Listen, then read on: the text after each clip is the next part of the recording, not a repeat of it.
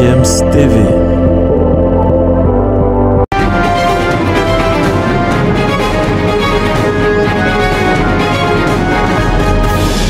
Bonjour, bienvenue sur GFM TV, vous êtes donc sur Sport Matin qui va donc essayer de développer l'actualité sur Christian Atsu, l'international ghanéen qui a donc été finalement retrouvé sous les décombres du tremblement de terre qui a secoué la Turquie et la Syrie il y a juste quelques jours. On va aussi aller parler du stade de Bouaké qui est donc déjà prêt à être utilisé. D'ailleurs, il sera inauguré dans les prochains jours avec des matchs de Ligue 1 et pourquoi pas essayer d'aborder le sujet lié aux éliminatoires de la Coupe du Monde féminine de football qui se jouera donc du côté de la Nouvelle-Zélande et de l'Australie avec les représentantes africaines qui sont donc de ce côté-là. Et puis pourquoi ne pas terminer avec la Ligue des champions de l'UEFA avec le match ce soir, mardi et également mercredi. Juste une petite pause et puis je reviens derrière pour essayer de voir avec vous l'actualité. GFM's TV.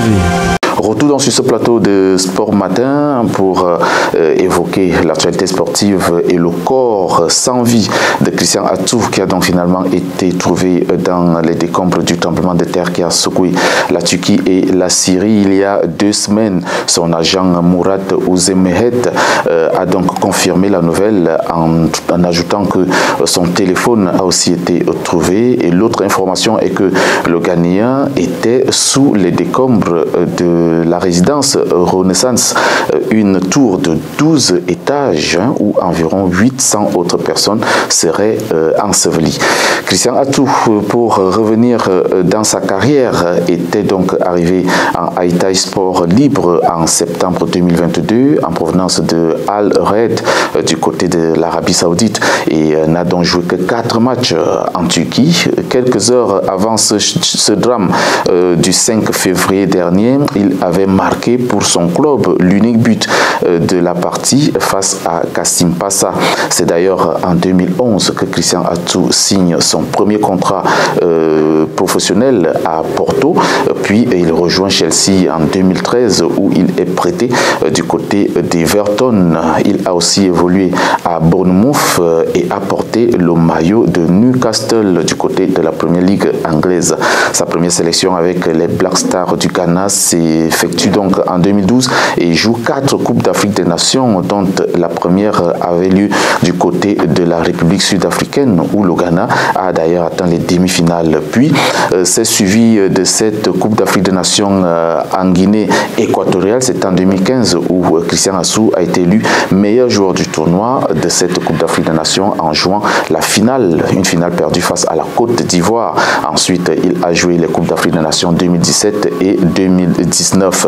Absent donc de la Coupe d'Afrique des Nations 2021 au Cameroun et de la Coupe du Monde 2022 du côté du Qatar, Christian Atsu a joué 60 matchs avec les Black Stars du Ghana pour marquer 10 buts.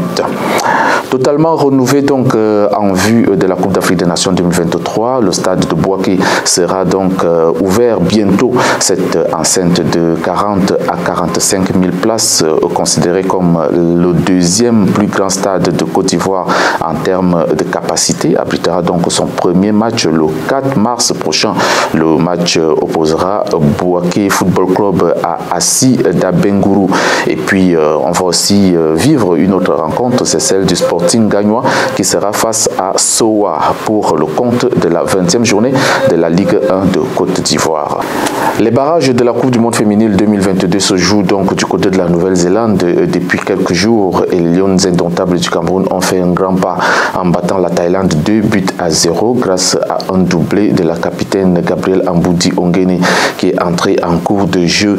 Sur un fait de jeu, la gardienne de but des Lions indomptables Ange Baou a donc écopé d'un carton rouge et l'attaquante Tatiana Eodo du Spartak Moscou a quant à elle enfilé les gants pour jouer le reste de la rencontre.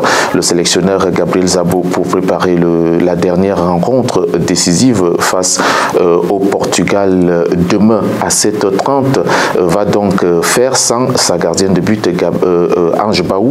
Elle sera donc remplacée par une autre gardienne, bien évidemment, qui est dans la tanière. Une victoire oblige pour l'une ou l'autre entre le Portugal et le Cameroun, un match qui se jouera donc demain mercredi à 7h30. Une victoire oblige pour pouvoir se qualifier pour la Coupe du Monde féminine 2023.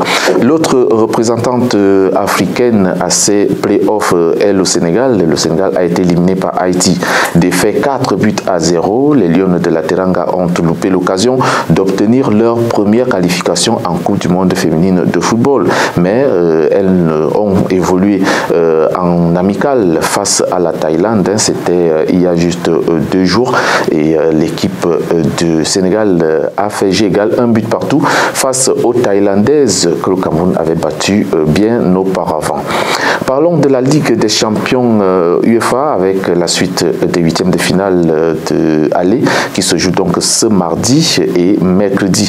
Les Italiens de Naples se déplacent donc en Allemagne ce soir pour affronter Eintracht Francfort, un match très important pour Osimhen et ses compagnons. Et puis il y a le choc de ce soir entre Liverpool et le Real de Madrid du côté de Anfield, un déplacement du Real de Madrid qui vaut de l'or. Demain, la suite avec 2 autres rendez-vous. D'abord l'Inter de Milan qui va affronter le FC Porto et puis les Allemands de Leipzig qui reçoivent Manchester City. C'est fini pour Sport Matin. On se retrouve très vite pour une prochaine sortie. Portez-vous bien et à très bientôt.